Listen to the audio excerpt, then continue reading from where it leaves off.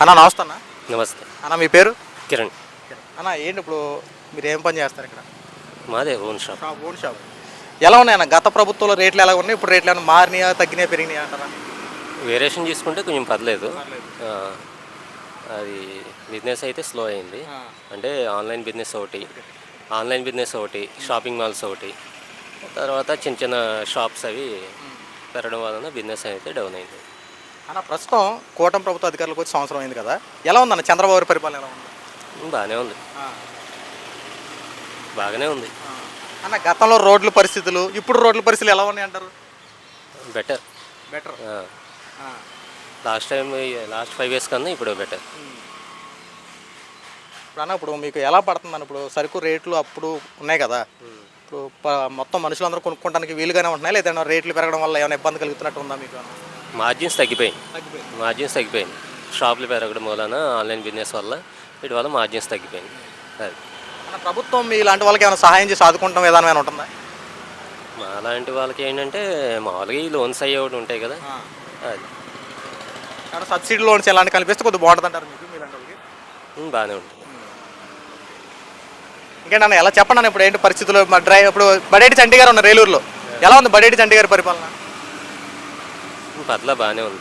ఇంకా 1 year కూడా కాలేదు, 1 year అవుతుంది అంతే. అన్న ప్రస్తుతం చూసుకుంటే ఈ డ్రైనేజ్ వ్యవస్థ కానీ ఇవన్నీ మార్పులు చేర్పులను జరిగినాయి అంటారా? డ్రైనేజీ సిస్టమ్ అయితే ఇంకేం డెవలప్ అవ్వలేదు. వర్షాలు పడితే కనుక డ్రైనేజీ మొత్తం రోడ్డు మీదే. అన్న నిన్న మొన్నటి వరకు వర్షాలు కురిసినాయి, ఈ రోడ్లు ఏమైనా మునిగిపోవడం ఏమైనా ఉన్నాయంటారా? లేదు, ఈ మొన్న కూడా అంటే కొద్దిగా మునిగినట్టు కనబడుతున్నాయి కదా. అంటే కొన్ని ఏరియాస్ డౌన్ ఏరియాస్లో మటుకు మునుగుతాయి. మన బీడీ కాలనీ అటు సైడ్ అయితే కనుక డ్రైనేజ్ సిస్టమ్ అసలు ఏం బాగాలేదు. అదే ఇప్పుడు కూటమి ప్రభుత్వం అధికారంలోకి వచ్చిన తర్వాత మార్పులు చేర్పులు ఏమైనా జరిగినాయి అంటే ఒక్కసారి ఈ సంవత్సరం పరిపాలన ఏమైనా మార్పులు ఏమైనా చూసారా? రోడ్లు డెవలప్ అయినాయి, అది మెయిన్ రోడ్లు డెవలప్ అయినాయి. కొంచెం ఈ నిత్యావసర వస్తువులు రేట్స్ అనేవి కొంచెం అనుకూలంగా ఉన్నాయి. ఫంక్షన్ ఒకటి పెంచారు కదా, 3,000 రూపాయలు ఫంక్షన్ 4,000 రూపాయలు ఒకటి చేశారు, ఎలా ఉందన్న ఇది? అది ఫంక్షన్లు ఇచ్చేవాళ్ళు తెలుసు, తీసుకునే వాళ్ళు వెళ్తుంది, మాకు తెలియదు కదా. అన్నా క్యాన్లు కూడా కొన్ని ఏర్పాటు చేశారు, అంటే ఇది వరకు పేదవాడు ఆకలి తీర్చే విధంగా అన్నా క్యాన్లు కూడా ఒకటి ఇంప్రూవ్మెంట్ చేశారు, దాన్ని బట్టి అన్న మీ అభిప్రాయం? అన్న క్యాంటీన్ అంటే కొంచెం లేని వాళ్ళకి బాగానే ఉంటుంది. థ్యాంక్ యూ అన్న. కూటమి ప్రభుత్వ అధికారంలోకి వచ్చిన తర్వాత ప్రజలకి ఏదైతే అవసరమో ఆ అవసరాలు తీర్చే విధంగా చర్యలు తీసుకున్నంటే వైఎస్ఆర్సీపీ పార్టీ వాళ్ళు రోజుకు అంశం మీద బురదజల్లే రాజకీయాలు, శవ రాజకీయాలు చేస్తూ ఉన్నారు. అధికారంలోకి వచ్చిన 12 నెలల్లో సూపర్ 6 పథకాలు 2 అవలంబించారు. ఒకటి 3,000 ఉన్న ఫంక్షన్ 4,000 రూపాయలు చేశారు. ఉచిత గ్యాస్ సిలిండర్లు ఎలక్షన్లు ఇచ్చినటువంటి హామీ ప్రకారంగా ప్రతి ఏటా 3 సిలిండర్లు ఇస్తానటువంటి కూటమి ప్రభుత్వం అన్న మాట నిలబెట్టుకుని అడుగులు ముందుకేస్తూ ఉంది. ఈ జూన్ నెల స్కూల్ రీఓపెన్ అయ్యే లోపు ఖచ్చితంగా ప్రతి తల్లుల ఖాతాల్లో ఏటా 15,000 ఎంతమంది పిల్లలు చదువుకుంటున్నారో వాళ్ళందరికీ 15,000 పడేలా చర్యలు తీసుకుంటా ఉన్నారు. ఒక పక్కన జగన్మోహన్ రెడ్డి ఎంతసేపు బురద జల్లే రాజకీయాలు, శవ రాజకీయాలు చేయడం కాదయ్యా, ఆంధ్ర రాష్ట్ర ప్రజలకు గత 5 సంవత్సరాలు నువ్వేం చేసి ఒకసారి చెప్పు. చేసిందంటూ ఏమీ లేదు. ఈరోజు చేస్తున్న వాళ్ళ మీద బురద జల్లే రాజకీయాలు చేయడం. ఒక పక్కన అభివృద్ధి పనులు చూడండి, అన్నా ప్రకారంగా అన్నా క్యాన్లు రీఓపెన్ చేసి ప్రతి పేదవాడికి 3 పూట్ల పొద్దున్న టిఫిన్, మధ్యాహ్నం భోజనం, రాత్రికి భోజనం 3 పూట్ల భోజనం అందిస్తున్నటువంటి ఘనత ఈ రోజున కూటమి ప్రభుత్వం అంది. ప్రతి పేదవాడు ఆకలి తీరుస్తూ ఉన్నారు. ఈ రోజున భవన నిర్మాణ కార్మికుల యొక్క పనులు చూడండి వేగవంతం అయ్యాయి. ఇసుక లేక వాళ్ళకు పనులు లేక జీవన విధానం అల్లాడిపోయింది. ఈ రోజున ఉచిత ఇసుక అవలంబించి ప్రతి ఒక్కరికి పని కల్పిస్తూ ఉన్నారు. ఈ రోజున టాపీ మేస్త్రుల దగ్గర నుండి ఒక బిల్డింగ్ కట్టాలంటే టాపీ మేస్త్రులు, ఆ తర్వాత ఈ ప్లంబింగ్ వర్క్, ఎలక్ట్రీషియన్ వర్క్, ఒక్క బిల్డింగ్ మీద అనేక మంది జీవన విధానం ఆధారపడి ఉంది. అలాంటి ఉచిత ఇసుక అవలంబించేపాటికి పనులు వేగవంతమైనాయి. ఆ రోజున నువ్వు ఉచిత ఇసుక అని చెప్పావు, అది లేదు, పోనీ నువ్వు డబ్బులు పెట్టి తీసుకున్నా సరే అదైనా సరే సకాలంలో ఉండేదా? అది కూడా ఉండేది కాదు. ఎంతసేపు బంగారం రేటు కన్నా అంత దారుణంగా ఉండే ఇసుక. అంటే జగన్మోహన్ రెడ్డి ఇసుక మీద ఎన్ని రకాల స్కాంపులు చేసేవయ్యా. ఈ రోజున ఇసుక ఇచ్చేపాటికి వాళ్ళ పనులు చూడు వేగవంతమైనవి. నువ్వు ప్రజల పక్షాన వ్యవహరిస్తే ప్రజలకు ఏదో అవసరం అది తీర్చాలి. నువ్వు అది తీర్చావు కదా. ల్యాండ్ టైటిలింగ్ యాక్ట్ పెట్టావు. ప్రతి భూమికి హక్కుదారుడు, ఎవరి భూమికి హక్కుదారుడు అయితే వాళ్ళు ఉంటారు, ఎవరి భూమికి వారసులు అయితే వాళ్ళు ఉంటారు. కానీ నువ్వు తీసుకొచ్చిన ల్యాండ్ టైటిలింగ్ యాక్ట్ ఏంటి? నా భూమికి హక్కుదారు నేను, కానీ నా భూమిని అమ్మాలన్నా, కొనాలన్నా, ఏదైనా చేయాలన్నా నీ పర్మిషన్ తీసుకోవాలి నేను. అంటే నువ్వు ఎన్ని రకాలుగా పెట్టావయ్యా. ఈ బ్యాంకులో నువ్వు తాకట్టు పెట్టుకోవడానికి ఎన్ని రకాల స్కాములు చేసావు.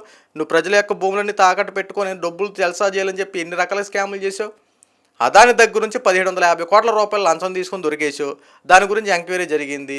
ఇప్పుడు చూసుకుంటే లిక్కర్ స్కామ్ విషయంలో అనేక రకాలైనటువంటి నిందలు ఉన్నాయి. వాటి మీద ఖచ్చితంగా ఎంక్వైరీ జరుగుతూ ఉంది. రేపో మాపు ఖచ్చితంగా జైలు జీవితాన్ని అనుభవించాలని నువ్వు ఉన్నావు. ఎందుకంటే 11 సంవత్సరాలు బట్టి బెయిల్ మీద బయట తిరుగుతున్న నిన్ను ఖచ్చితంగా అరెస్ట్ చేయాలి. అనేక రకాలుగా ఆంధ్ర రాష్ట్రాన్ని వెనకనెట్టిందే కాకుండా అది చేస్తా ఇది చేస్తా అది చెందుతానని చెప్పి రాష్ట్రాన్ని మభ్యపెట్టి 5 సంవత్సరాలు ఆంధ్ర రాష్ట్ర నరకయాత్ర చూపించావు. ఈరోజున కూటమి ప్రభుత్వ అధికారంలోకి వచ్చిన తర్వాత పనులు చూడు వేగవంతం అవుతూ ఉన్నాయి. రోడ్ల పరిస్థితి చూడు, ప్రత్యేకంగా రోడ్లు ఇదివరకు ఎంత దారుణంగా ఉండేవి. ప్రయాణం చేసే వాళ్ళు ఎవరైనా సరే రోడ్ల మీద వెళ్ళారనుకో వాళ్ళు క్షేమంగా మళ్ళీ ఇంటి దగ్గర చేరతారనే నమ్మకాలు ఉండే కదా. అంటే అంత దారుణంగా ఉండే, అంత అధ్వానంగా ఉండేవి. ఎక్కడ చూసినా సరే గుంతలమయం.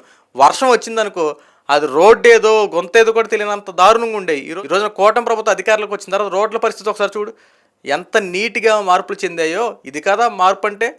గత 5 సంవత్సరాలకి కేవలం 12 నెలల పరిపాలన ఒకసారి టాలీ చేసుకుని చూడు. అన్నా మాట ప్రకారం కూటమి ప్రభుత్వం వ్యవహరిస్తుందో లేదో నీకు అర్థమవుతుంది.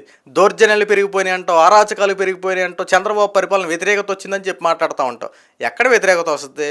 నీ యొక్క వైఎస్ఆర్సీపీ పార్టీకి నీకు వ్యతిరేకత వస్తుంది తప్ప ప్రజల్లో ఎందుకు వ్యతిరేకత వస్తుంది? ప్రజలకు నచ్చిన ప్రభుత్వాన్ని వాళ్ళంతటా వాళ్ళు గెలిపించుకుంటే ప్రజల్లో ఎందుకు వ్యతిరేకత వస్తుంది? పథకాలు ఇవ్వక చంద్రబాబు నాయుడు గారిని ముఖ్యమంత్రి స్థానం నుంచి దించాలని చెప్పి ఆలోచిస్తున్నారా?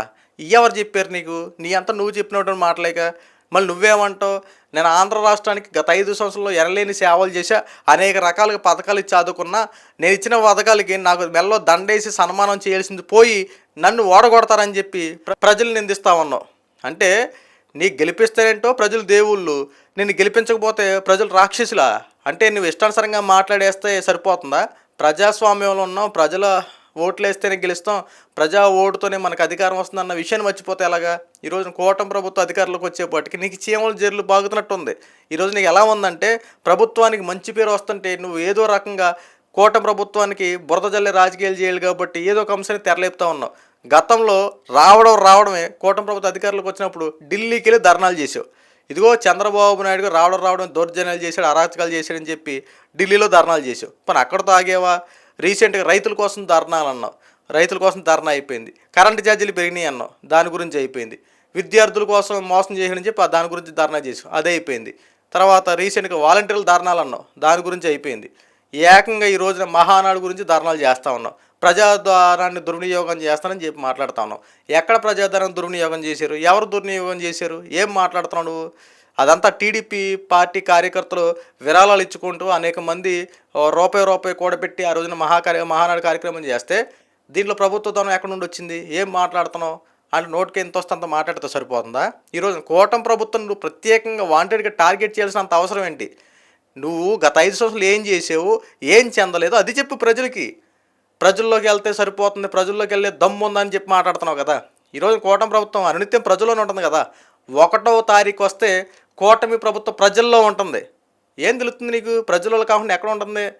1వ తారీఖు వస్తుందంటే ప్రతి కార్యకర్తల దగ్గర నుంచి నాయకుల వరకు అనేక మంది ప్రజల్లోకి వెళ్ళి ఫంక్షన్లు ఇవ్వడమే కాకుండా వాళ్ళ యొక్క సమస్యలు తెలుసుకొని తీర్చే విధంగా అడుగులు ముందుకేస్తుంటే ఎక్కడ ఏ సమస్య తీరలేదు, ఎక్కడ ప్రజల్లోకి వెళ్ళట్లేదు, మాట్లాడుతున్నట్టుకు అర్థం ఉండాలిగా.